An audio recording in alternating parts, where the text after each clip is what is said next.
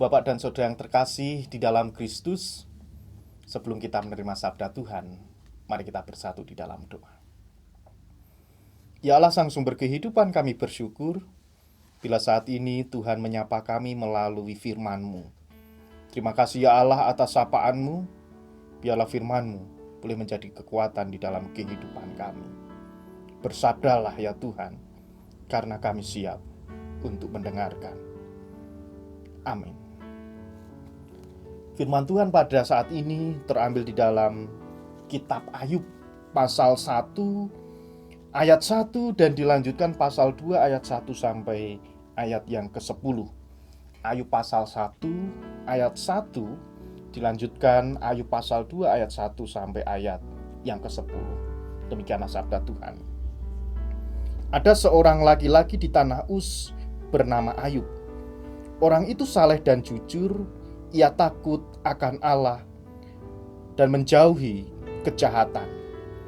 Pada suatu hari datanglah anak-anak Allah menghadap Tuhan, dan di antara mereka datang juga iblis untuk menghadap Tuhan. Maka bertanyalah Tuhan kepada iblis, "Dari mana engkau?" Lalu jawab iblis kepada Tuhan, "Dari perjalanan mengelilingi dan menjelajahi bumi." Firman Tuhan kepada iblis, "Apakah engkau memperhatikan hambaku Ayub?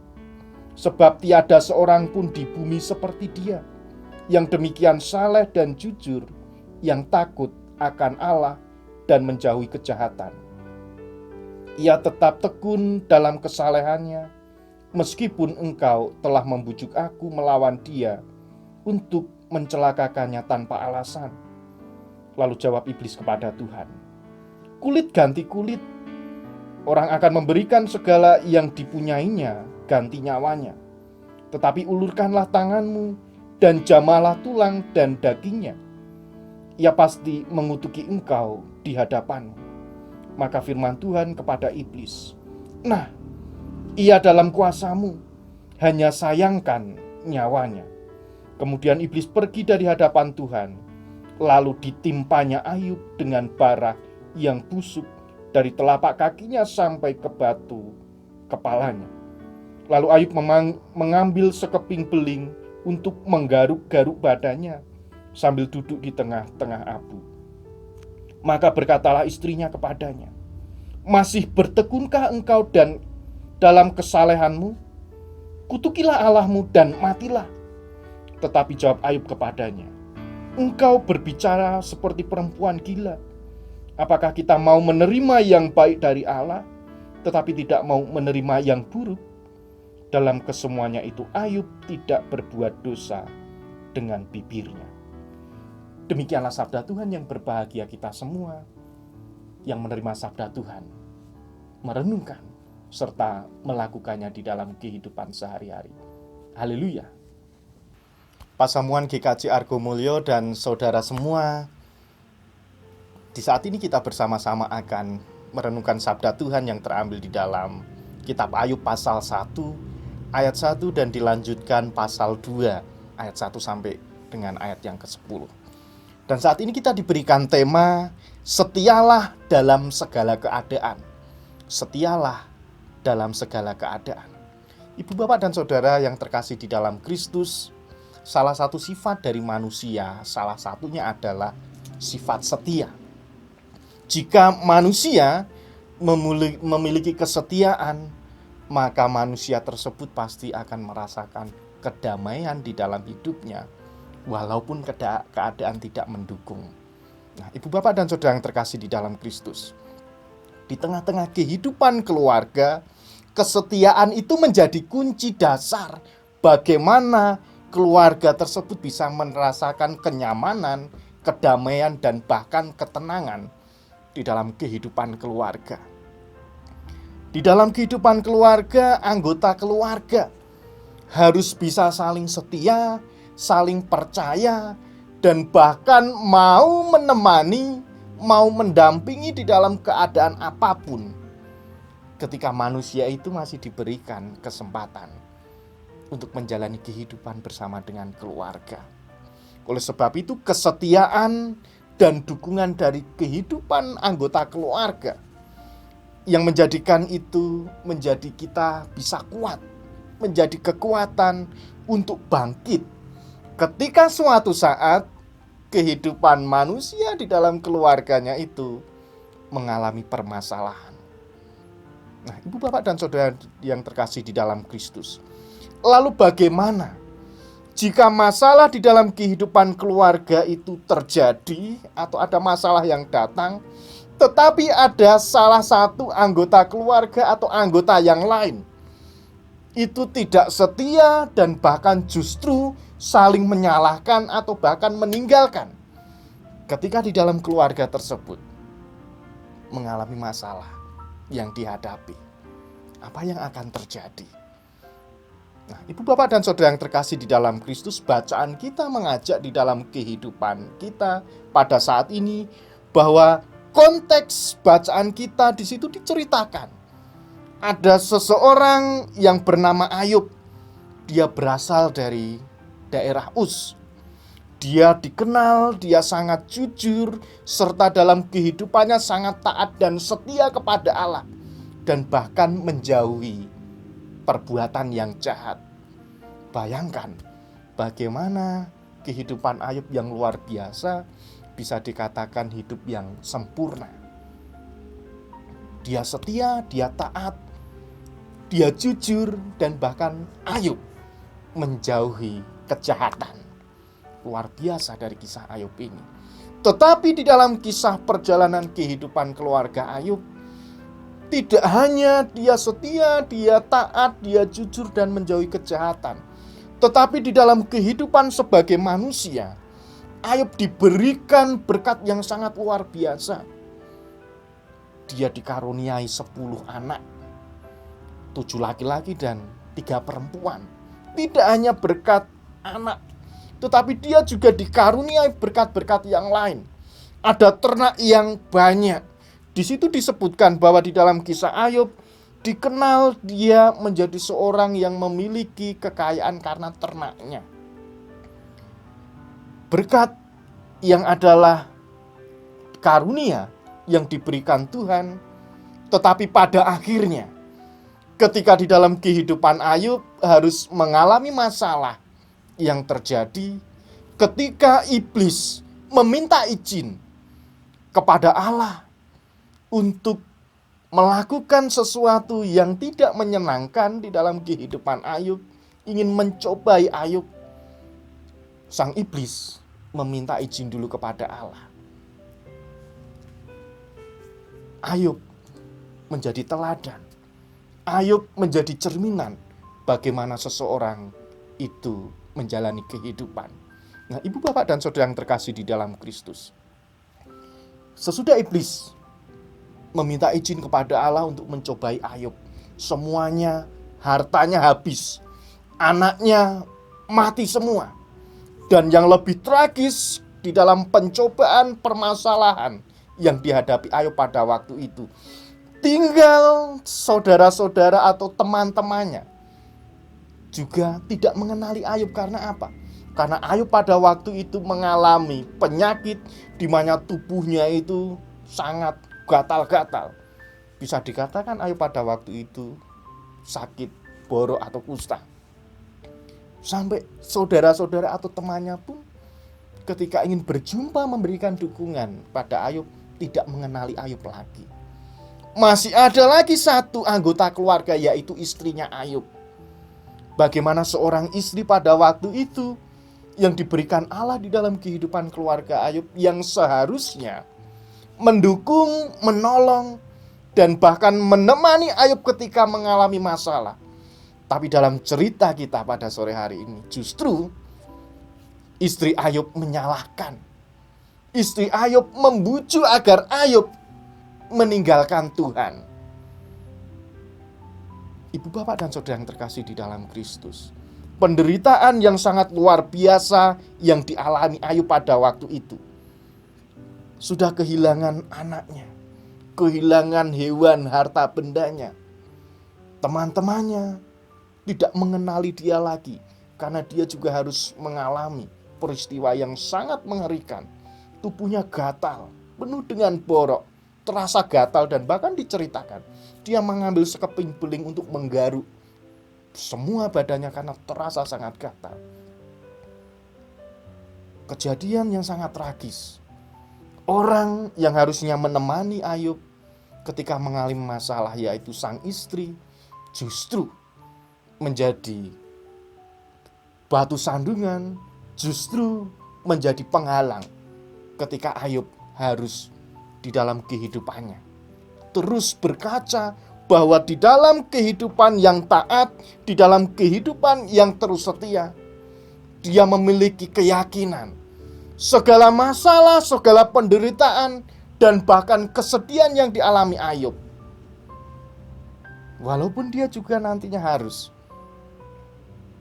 ditinggalkan oleh istrinya, Ayub disalahkan oleh istrinya, Ayub dipuji untuk meninggalkan Allah, tetapi Ayub tetap tegar. Tetapi Ayub tetap yakin bahwa Tuhan tidak akan pernah meninggalkan Ayub walaupun di dalam keadaan yang sangat terjepit, mengalami masalah yang sangat luar biasa. Ibu, bapak, dan saudara yang terkasih di dalam Kristus, bagaimana di dalam kehidupan kita yang saat ini kita masih diberikan kesempatan untuk melanjutkan kehidupan, berkaca dan belajar dari Ayub. Bagaimana ketika masalah itu datang di dalam kehidupan keluarga kita, ketika ada sesuatu yang tidak kita inginkan, yang tidak menyenangkan, dan bahkan membuat kehidupan kita ini merasakan beban yang begitu berat. Sudahkah kita belajar dari Ayub, tetap setia, tetap taat, dan sedikit pun tidak berbuat dosa melalui ucapan atau bibir? Sudahkah kita bercermin? Sudahkah kita belajar dari apa yang dialami oleh Ayub? Justru Ayub dipakai oleh Allah untuk membuktikan bahwa karya Allah. Ayub dipakai oleh Allah bahwa penyertaan Allah di dalam kehidupan manusia itu sungguh-sungguh nyata. Ketika di dalam kehidupan kita, di dalam iman kita, kita tetap setia di dalam setiap keadaan, apapun keadaannya. Kita tetap taat dan kita tidak berbuat dosa. Inilah kisah Ayub yang sangat luar biasa, yang akan menolong kita. Atau justru di dalam kehidupan kita ketika kita memiliki masalah, atau ke dalam kehidupan keluarga kita menghadapi masalah, apakah kita sama seperti istri Ayub, menyalahkan dan bahkan membujuk untuk berbuat dosa, untuk meninggalkan Allah? Setiap manusia diberikan kehendak bebas untuk memilih. Setiap manusia diberikan kehendak bebas untuk berbuat sesuatu jika terjadi masalah di dalam kehidupan kita. Tidak hanya masalah saja, tetapi juga di dalam suasana-suasana yang menyenangkan, suasana yang nyaman, manusia pun masih diberikan kehendak bebas untuk memilih ataupun memutuskan sesuatu. Ketika mengalami masalah, Ayub memiliki kehendak bebas untuk memutuskan tetap setia, tetap taat, dan tidak berbuat dosa. Di sisi lain ada pelajaran. Istri Ayub ketika ada masalah, dia juga memiliki kehendak bebas. Apakah dia mau setia kepada Ayub di dalam suka maupun duka? Tetapi cerita ini mengingatkan, justru di dalam masalah yang dialami di dalam keluarga Ayub, kehendak bebas itu ditunjukkan. Istri Ayub menyalahkan Ayub, istri Ayub menyalahkan Allah, dan bahkan istri Ayub membujuk Ayub untuk meninggalkan Tuhan. Tidak ada gunanya lagi percaya kepada Allah. Istri Ayub, bagaimana mungkin aku mau percaya lagi? Anak kita sudah diambil, harta kita sudah habis, dan bahkan lihatlah, hai Ayub, dirimu sangat menderita karena badanmu sangat gatal, dipenuhi dengan luka-luka dan borok. Bagaimana yang akan kita lakukan?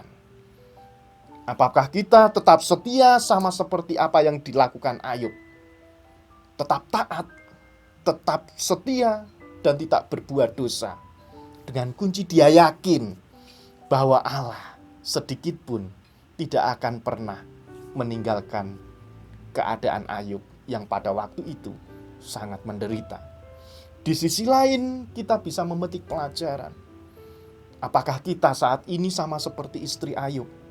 Ada masalah lungo, ada masalah mudah untuk menyalahkan, ada masalah langsung kita menghujat Allah, kita berbuat dosa. Pilihan ada di tangan kita. Kehendak bebas ada di dalam hidup kita. Tinggal bagaimana kita memilih, tinggal bagaimana kita memutuskan sesuatu. Pilihan kita, keputusan kita, itulah yang akan menentukan perjalanan kehidupan kita, yang akan menentukan bagaimana kita ini tetap beriman atau tidak kepada Tuhan.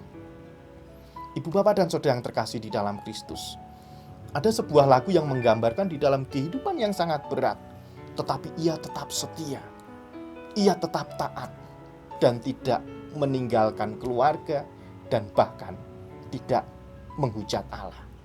Liriknya seperti ini. Ku tetap cinta,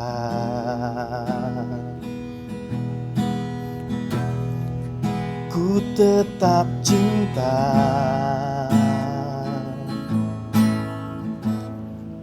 walau badai datang menerpa, ku tetap cinta.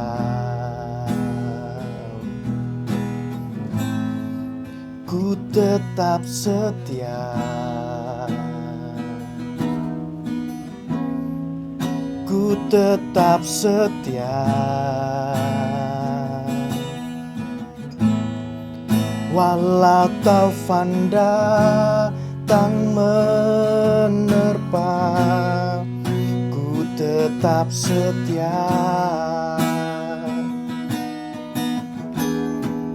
Terlalu banyak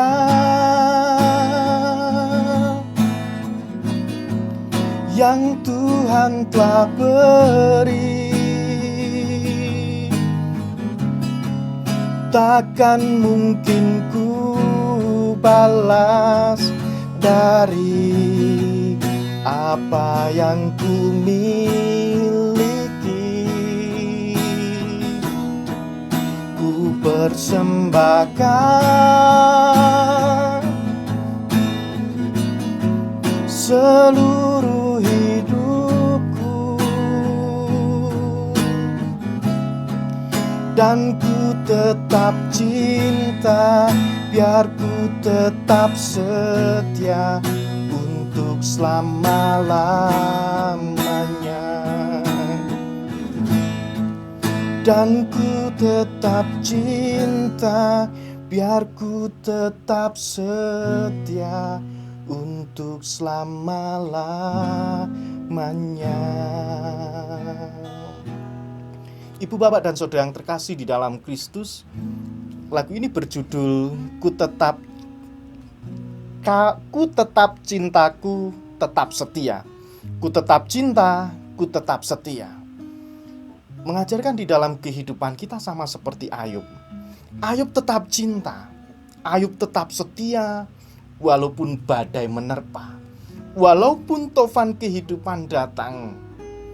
Tetapi segala sesuatu yang Tuhan telah beri, segala sesuatu yang telah dimilikinya, tidak dapat dibalas dengan apapun. Justru Ayub mempersembahkan seluruh kehidupannya untuk tetap taat, tetap setia, dan sedikit pun tidak berbuat dosa. Oleh sebab itu, Ayub mengajarkan agar kita tetap setia, kita tetap cinta untuk selama-lamanya di dalam kehidupan kita. Setia, cinta, taat, dan terus melakukan yang terbaik selama-lamanya untuk kemuliaan nama Tuhan.